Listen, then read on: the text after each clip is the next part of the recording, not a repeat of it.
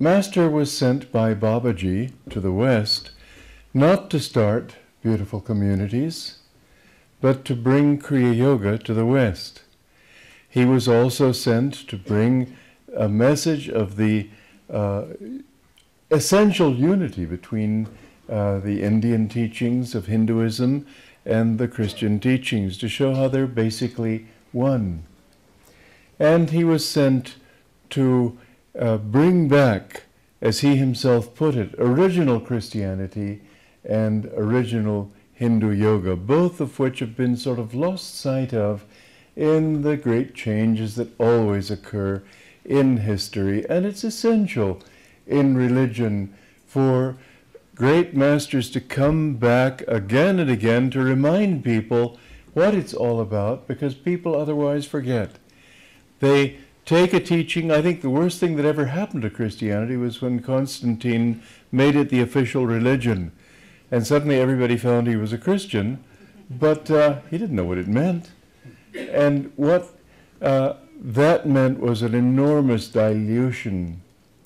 And I've been thinking about the role of Ananda in Master's work. So there are a lot of thoughts that need to be sort of drawn together, and I think for a real and very important purpose. The purpose of Ananda is to, well, if he said that he came to bring back original Christianity, then we have to think, well, what was original Christianity? In what way did it differ from what we see right now? Because most people who call themselves Christians think that's what they are. But Master made it very clear that he had been sent by God to bring back a teaching that had been lost sight of.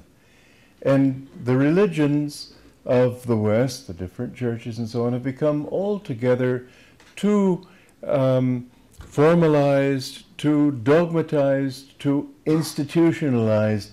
And if you go back to original Christianity, and these discoveries are coming out all the time in the Nag Hammadi Library, in the Dead Sea Scrolls, in research that's being done still on other books that people have sort of tended to put aside, but they were very much a part of the early Christian religion.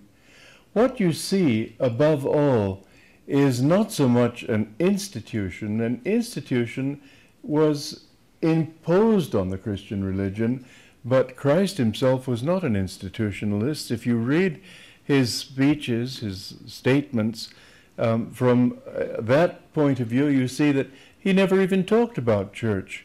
Even when he said that, oh, thou art Peter, and on this rock I will found my church, he was talking of cosmic consciousness. He was talking of Peter individually. He wasn't talking about my church. He never talked about that. And if we understand that Christianity is essentially the same message that Master brought, which is self-realization. It's so important to realize that what this teaching is self-realization. Now that doesn't mean that we don't have an institution, but the institution is secondary, and the church made it primary. The institutionalized religion was perhaps necessary at that time. Kali Yuga needed to see things in fixed form.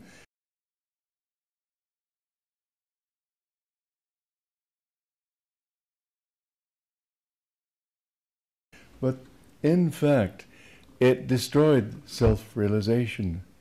You couldn't even have your own conscience, which is what self-realization has to mean. If I realize my own higher self, I'm not going to go to a priest to get it done for me.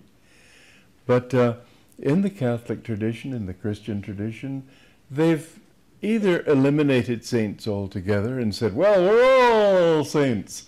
And you look around you and you say, what makes you a saint? The fact that you signed your name on a dotted line that I'm a Presbyterian or something? I don't think that quite does it. And so what we see with Master's teachings, when he said, I'm bringing back original Christianity, he meant self-realization. And he meant the individuals. As he said to us, you have to individually make love to God. No one can do it for you. And if you have an institution, the only purpose of the institution is to help that to be actualized. It's like a hive, which can help the bees to create honey, but the hive is not the religion, it's not the honey. So what Master brought is something that has been lost sight of, even in his lifetime and just after his death. And therefore I say that Ananda has, and with all this struggling that we've gone through, it's earned its right to claim its place in Master's mission. Ananda has a role to play. Yes, we have to have an organization, but we don't put that first. We put the individual search for God first. That's where it has to be. We've got to bring it back. And that's why Master kept talking to me about this, because he saw that I had this understanding. Well, so the purpose of Ananda, and this is a point which the edges, the definitions tend to get a little blurred.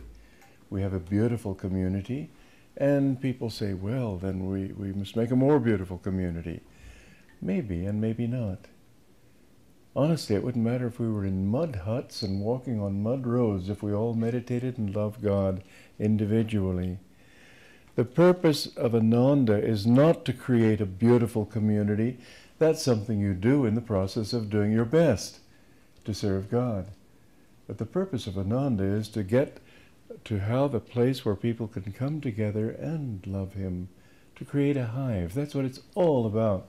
And I have been very happy to receive many letters from all of you saying that that is what you want to affirm. That is what Ananda is, and you want it and you know.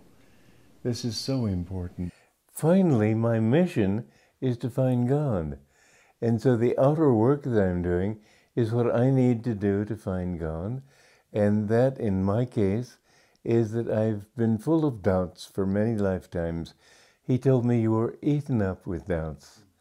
And I don't suppose there's a doubt that anybody could have that I haven't shared. And so I don't have doubts in this life. I haven't really had doubts.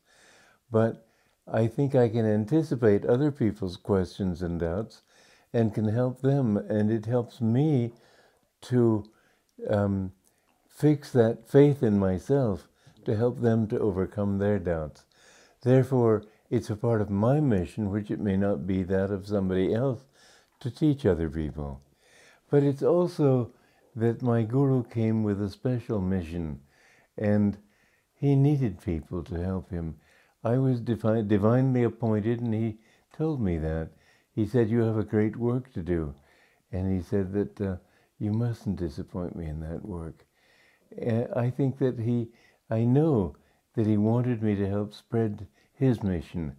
My mission, you can say, is to help him to be known, to help the world to know his teachings, to help the world to know what an important person he is in this world, that I think that his life will have a changing impact on civilization, as Jesus did, as Buddha did, as Krishna did, and so on. And in these ways, I think of Yogananda as the avatar or the divine incarnation for this Dwapara Yuga, to initiate into the world this new way of thinking, to make it easier for people to adjust to this new way of thinking. At any rate, we're coming into an age where there will be peace and harmony, and one of the most important things for this new age is these communities that I myself have started. And you asked me about any mission that I have. Certainly a large part of that mission has been to bring into outward manifestation what the world was not ready for when he was alive. He talked about it. He said that I am sowing my thoughts in the ether and thy words shall not die. And he spoke with great power. But I know that the president of his organization, I said to her once, when are we going to start these communities? She said, frankly, I'm not interested. Well, as what he wanted, and I have done that. I think that will be a strong part of the pattern for the future, where we cease to think in terms of doing everything, just little communities of people where you can relate to your next door neighbor, where you can help your next door neighbor. You don't have to depend upon welfare from an impersonal government. Many benefits, which I don't want to take the time to talk about now, will come through these communities. And I think that this idea of communities, as Yogananda said, it will spread like wildfire. In your communities, do many nationalities live together? We have people from any nationality that comes. We don't go out looking for them saying, oh, you're from Africa, we need you here. But those who come, and they're welcome from all over the world. And there's harmony. There's an amazing harmony. You naturally see little differences sometimes. You do have divorces in our communities, much less than in the world. And people somehow manage to do it more peaceably. There's harmony here. There's brotherhood. There's cooperation. There's helping each other rather than competing with each other. I've often said that if you live, this is something my guru said, if you live in a village of 1,000 people and compete with them, each person has 999 enemies. If you work with them, each person has 999 friends. In these communities, everybody is a friend to everybody. And they help each other. If somebody's out of a job, the community helps him to find another job, to be stable while he doesn't have a job, and so on. If people are sick, people go to the hospital and do what they can to help him, pray for him. When a couple get married, people get together to give them money so they can go on a honeymoon and all those things. It's really a wonderful way of life. It sounds like a family, only a larger spiritual family. And we should realize in the end that the whole world is my family. And how can you do that? I've often wondered. I've realized that it's because everybody is seeking the same thing. Just as everybody wants food, everybody wants shelter, everybody wants kindness, yes. And finally, everybody wants happiness. Everyone in the world, he may be the worst mafioso, he wants happiness. And finally, if you understand that in the highest octave, everybody is seeking bliss. And so you can see everybody in the world, if you see them in that light, you see that they're all your brothers and sisters. And you can't help loving them. This is the beautiful thing, because you see perfect strangers in the streets, and you see that underneath their competitive urge to get this from the other person and get that and so on, underneath it all, there's a simple, innocent desire for joy. And you can't help loving people when you see that they want that same bliss. You see that bliss is at the heart of their own reality. Often I go through the streets seeing perfect strangers, and to me they're not strangers. And I find myself smiling at them as if they were my own. And the nice thing is that sometimes they answer too.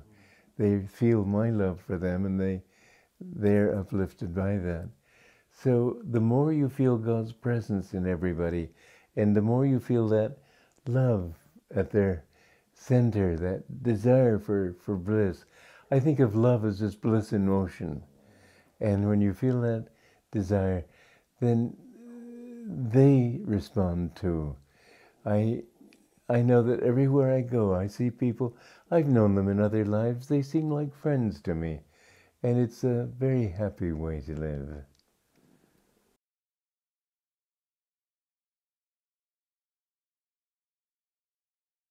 All of the negatives are created fundamentally by spiritual disease, that God is distant from us.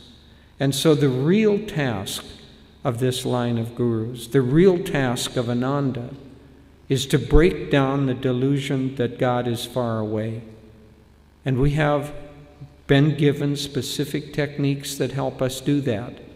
One of the techniques is Kriya Yoga, but primarily the technique is meditation, because when we still the mind, and the mind becomes less and less restless, and we begin to feel not what is outside of us, but what is inside of us. Then we find that what is inside of us is innately holy. What is inside of us is joy and peace and love and light and wisdom, innately spiritual, innately holy qualities. And through meditation, when we begin to feel those qualities, then our task becomes bringing those qualities into our daily life. And that is why Babaji sent Lahiri back into the marketplace, back into the hustle and bustle and noise and pollution of Benares, because he wanted him to begin to demonstrate for everyone that God is not separate, that God is in our jobs, God is in our family, God is in our life as we lead it. And it's that we have to work on, each of us, in our own way. And so first of all, if we want to integrate the world, we have to begin to integrate our own minds, our own consciousness, our own emotions. And that's what meditation does. Meditation, now we have scientific evidence that meditation changes both the structure and the functioning of our brain. Over almost 80 years ago, Yogananda ji said that meditation changes the cells of your brain. People then thought he was probably speaking poetically, some vague image. But now we have scientific evidence that that is absolutely true. People who meditate are happier, they're calmer, their immune system works better, they are able to maintain a sense of peace and joy where they go. And so if we want to bring God close, let's begin by the practice of meditation, which is the primary practice that we teach through Ananda. And so he, thinking about the more extended family in India, thinking about the beautiful villages in India where people help each other, at least in the past this was true, he came up with the ideal of world brotherhood colonies, which would be an extended family, which would show that life is much more fulfilling when we don't just think about taking care of our own, but when we think about our neighbors equally as ourselves. And my husband and I, Jyotish and I, have had the great blessing of living in Ananda World Brotherhood community in America, in California, since its beginning in 1968 and 69. And I have seen a way of life there that one assumes is not possible in this world. A few years ago, a very fine Swami from Rishikesh came to visit us, Swami Shankarananda, and we were showing him around, and he said, "You can't say that Ananda is like an Indian village. Ananda is like an ancient Vedic village where high principles and concern for others and the search for God are the first and foremost." So Yogananda again looked at the world around him and he said, how can we bring together the best of East and West? And he tried to start these communities, but the time was such, it was after World War II, where there was a lot of people were looking for security. They weren't sure of being able to expand. So although he tried to start them, the time was not right. So it was left again to his great disciple, Swami Kriyananda ji, to bring forth this movement of World Brotherhood colonies. And what a beautiful job what a beautiful expression this has given to the world. I can't tell you, I could go on for quite a long time telling you the impact that Ananda has had on the world. But it's really, it has given hope it has given inspiration, it has given the thought that people can live according to their ideals, and it gives people faith that all this is possible on a very practical, real level, not just theory, but living it for 45 years.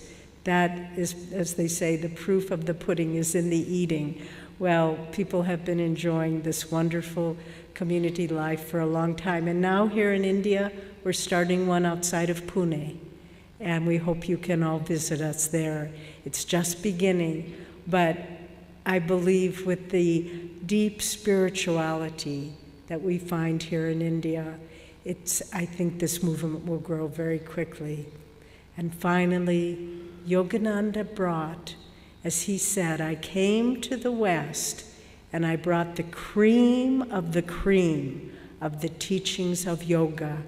And then I presented them to my students, and I presented them in such a way that they could practice them in their daily lives. Yogananda brought, as it was destined, the science of Kriya Yoga. And he wrote lessons and disseminated these teachings, and he spoke all across America. And so from that point in time, the meeting of East and West, predestined from long ago, coming down through this line, focusing on our Guru Deva, Yogananda Ji, to bring these teachings in all these very, very practical ways. This new birth, a renaissance has come about, and it's just beginning. And we can see it in America. We can see that the consciousness is beginning to change, and the acceptance of true spirituality is happening.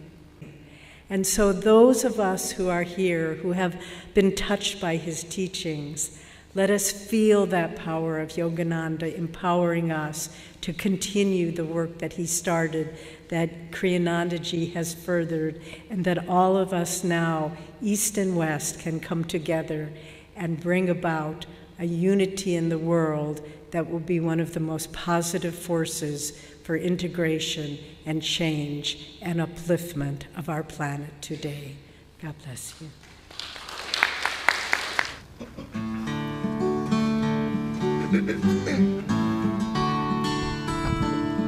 I've lived in many countries and mixed with many men. I've shared the days of sunshine, gone with them in the rain. The fireside evening said we were brothers. The fireside evening said we were brothers. A soldier I saw weeping beside a dying friend. My officers had said I must hate him till the end. But seeing his grief I knew we were brothers. But seeing his grief I knew we were brothers. A man sat on a doorstep to see the children play. The gentle way he smiled there would charm your fears away. A stranger he, but love made us brothers. A stranger he, but love made us brothers. One day I climbed a mountain with friends of other lands. The words we used were different, but joy one understands. Our gladness in God's world made us brothers. Our gladness in God's world made us brothers. The words and customs vary like waves upon the sea. One life beneath the surface binds everyone to me. Who knows the truth knows all men as brothers. Who knows the truth knows all men as brothers.